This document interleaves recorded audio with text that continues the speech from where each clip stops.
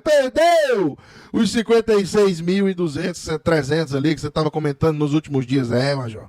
Comentei com vocês aqui que a gente está vivenciando esse movimento, suporte principal do Bitcoin.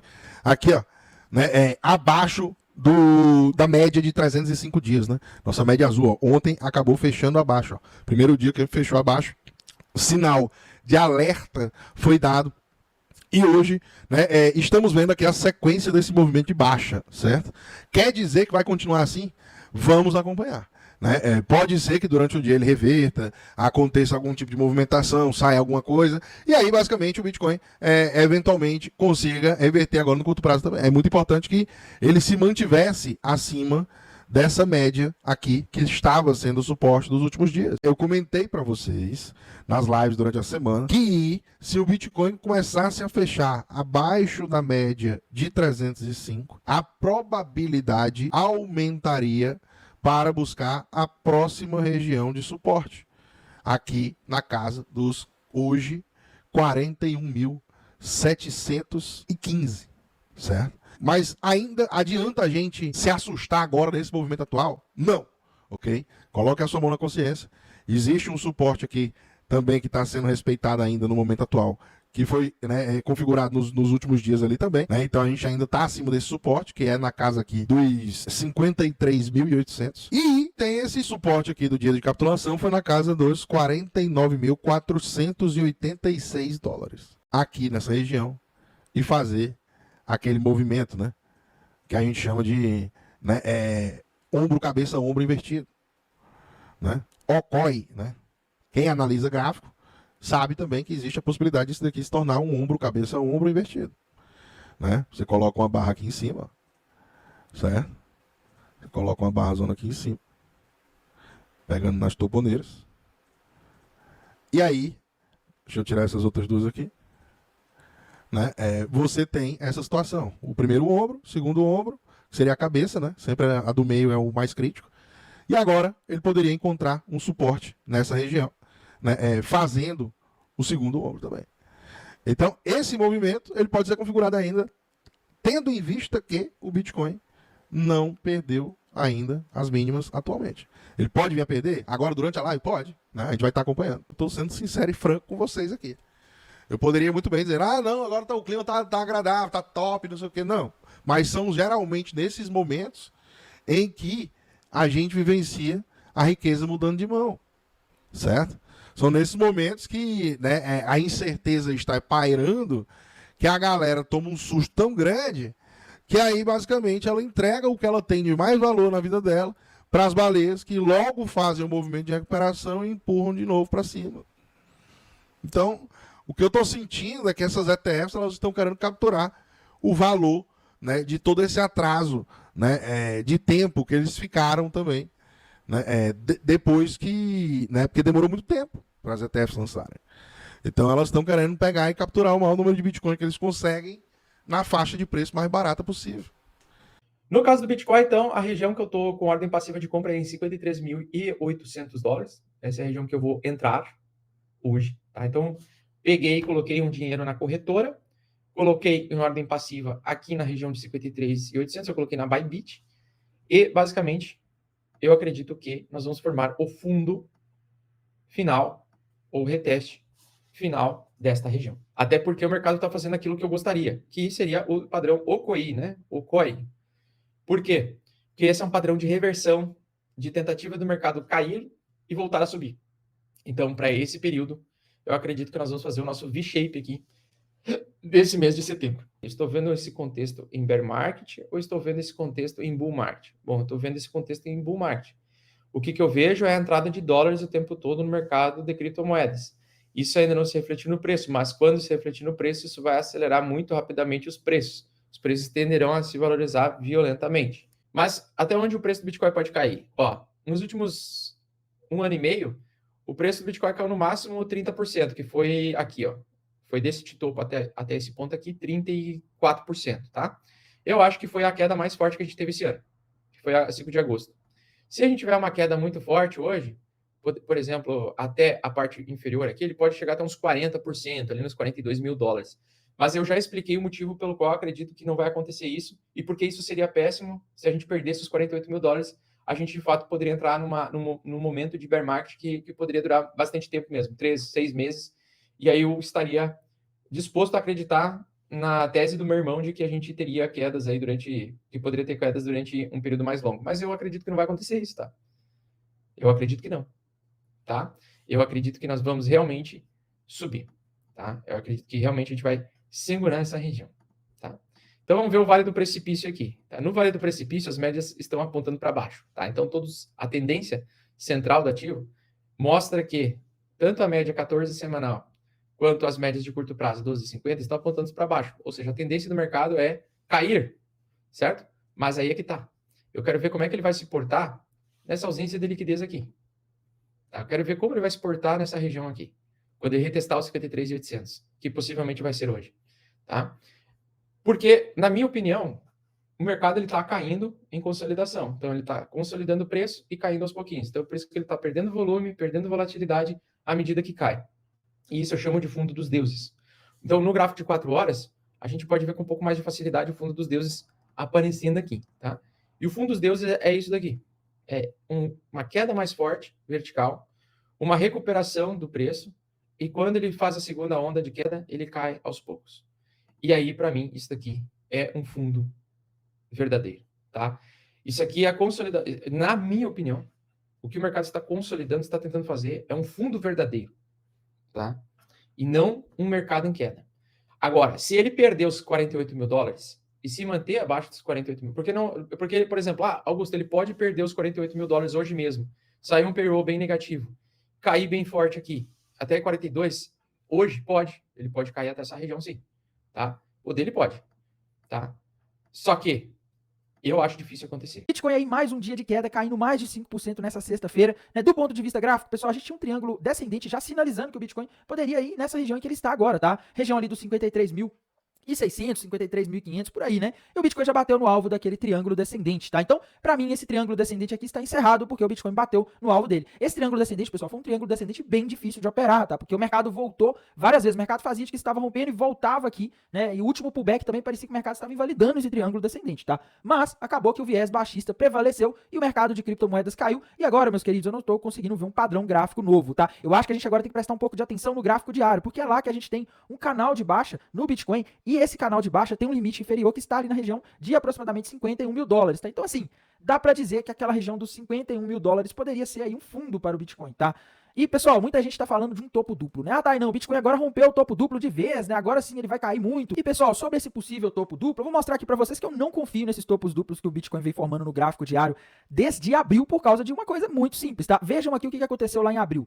O Bitcoin caiu, né? Ele formou ali um possível topo duplo, estava fazendo de que ia romper, e o que aconteceu? Ele subiu. Aí depois, lá por volta do dia 1º de maio, o Bitcoin de novo caiu, né? Parecendo ali que estava rompendo aquele topo duplo para baixo, e o que ele fez? Subiu forte ali, tá? Aí lá por volta de julho, a mesma coisa, meus queridos. Parecia que o Bitcoin estava fazendo aqui um topo duplo, né? E você via aqui, desenhava e falava, nossa, o Bitcoin está rompendo esse topo duplo agora. Agora vai. E olha o que aconteceu, o mercado deu fez mais uma armadilha, né? Ou seja, deu um susto aqui em quem estava tentando operar vendido. Então o mercado simplesmente fingiu que estava rompendo e depois ele subiu com tudo de novo, tá? Então o pessoal tá falando, tá, não, agora a gente tem um topo duplo rompido para baixo, né? A pessoa pode desenhar aqui, fazer assim, não sei, e falar, não, agora rompeu, agora rompeu. E aí vem uma questão, pessoal. Primeiro, tá? O candle do gráfico diário do Bitcoin de hoje, ele não fechou, tá? Esse candle que a gente está vendo aqui, ele vai fechar às 21 horas. Então, é de extrema importância ver onde que esse candle aqui vai fechar, tá? Se ele fechar nessa região que está, por exemplo, ou um pouco acima, aí a situação tende a ficar aí bastante complicada para quem está tentando operar topo duplo. O mercado pode fazer outra armadilha. O mercado já fez várias dessas aí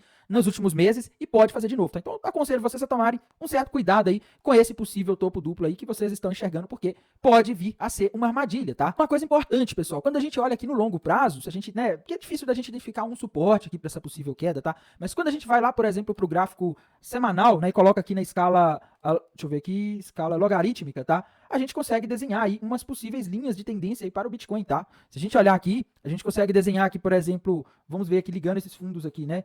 a gente teria um espaço maior aqui para o Bitcoin cair se fosse buscar essa linha daqui, tá? Mas dependendo da linha que você desenha, por exemplo, se você ligar o fundo da Covid com o fundo ali de por volta de 2022, tá? Quando o Bitcoin chegou no auge do bear market ali, a gente teria um fundo que ele estaria na região ali dos $44 mil, tá? 42, 44, por aqui, tá? Então aqui seria o ponto aí que o Bitcoin poderia voltar aí em um cenário mais extremo.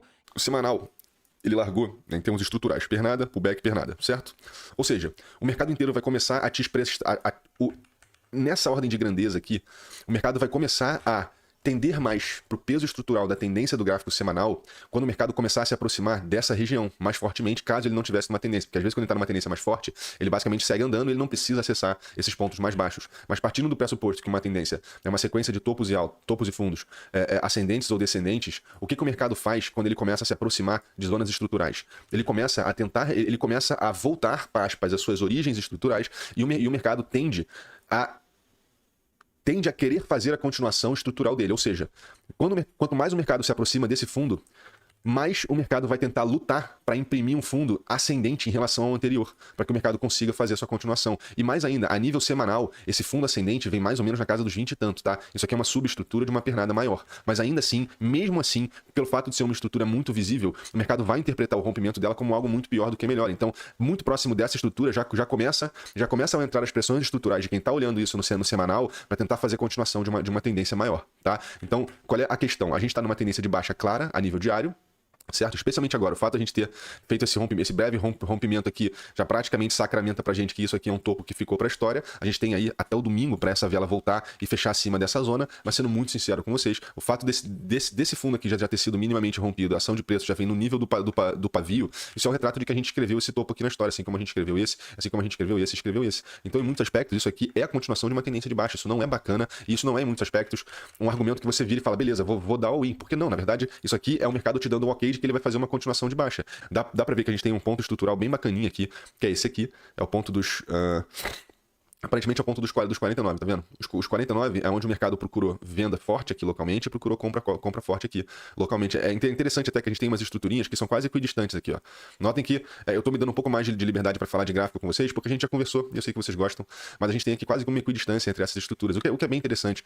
Na verdade, me mostra que dentro dessa zona existe uma zona, dentro dessas estruturas existem algumas zonas de passagem que se o mercado romper, ele já volta para acessar a próxima, mas dá para ver que o cerne dessa oscilação tá muito aqui, tá? Mas essa é a linha de tendência de alta que ele constrói todo ciclo, vindo do fundo do bear market, o mercado faz uma LT, e essa LT se sustenta até o fim do ciclo, a nível mensal, sem ser interrompida, e a nível semanal não. Na verdade, pouquíssimas instâncias de rompimento semanal, só aconteceu na última crise da Covid. A única vez que no meio do ciclo a gente rompeu isso aqui foi quando a gente teve o crash da Covid. Se a gente tiver algo que seja economicamente tão forte quanto o que aconteceu na Covid, eu tô apto ao mercado dar essa navegada abaixo para retomar o ciclo, tá? Mas eu tô me respaldando em estatística, em recorrências históricas para entender qual a chance maior do que vai acontecer aqui. Beleza? Aqui é onde estava a nossa estrutura passada do curto prazo do semanal. Ela foi devidamente rompida, a gente tem que recalibrar ela agora, tá? Em âmbito semanal, galera, outra coisa que é importante. Lembra que essa velinha aqui, faltam 2 dias para ela fechar. Ou seja, ela tem 2 dias de fim de semana, sábado e domingo, que ela vai ficar ali, ó. E ela vai tentar fechar mais alta. Se ela fechar onde ela tá agora, ou no caso, se ela fechar onde ela tá agora, abaixo, principalmente desse último fundo prioritário, quase que o remix não sai agora, né? E especialmente não conseguindo retornar para patamares aqui, ó, acima desse último fechamento, 57.400, o mercado tem grande chance de fazer, ou abrir a semana com uma nota, né? Basicamente a gente escreve em pedra esse topo aqui como sendo um topo descendente, a gente escreve em pedra esse topo aqui como sendo um fundo descendente, e o mercado vai estar pronto para executar o fim dessa pernada, ou sei lá, já pode estar vindo agora, mas entrar num próximo pullback, que provavelmente vai encontrar essas diretrizes aqui, como... Isso aqui eu tô olhando pro curto prazo, tá? E isso aqui é certamente uma dinâmica que vai ser encontrada no diário, utilizando essa métrica também do semanal. Mas o retorno lá para casa, até dos 60 mil, para ser, em teoria, rejeitado para uma continuação, tá? A gente tem o padrão supremo, que é o padrão que o mercado não consegue fechar abaixo de jeito nenhum. Para todas as semanas subsequentes, desde o topo de março, a gente não vende. O mercado vem abaixo dessa linha, mas ele não fecha abaixo dela. Nem quando a gente fez o despejar lá de 5 de agosto, tá? A gente tem aqui essa semana de agora, no que diz respeito a essa leitura, o mercado pode desmoronar até os 50 mil, tá? Até o fim de semana, embora eu ache extremamente difícil que isso aconteça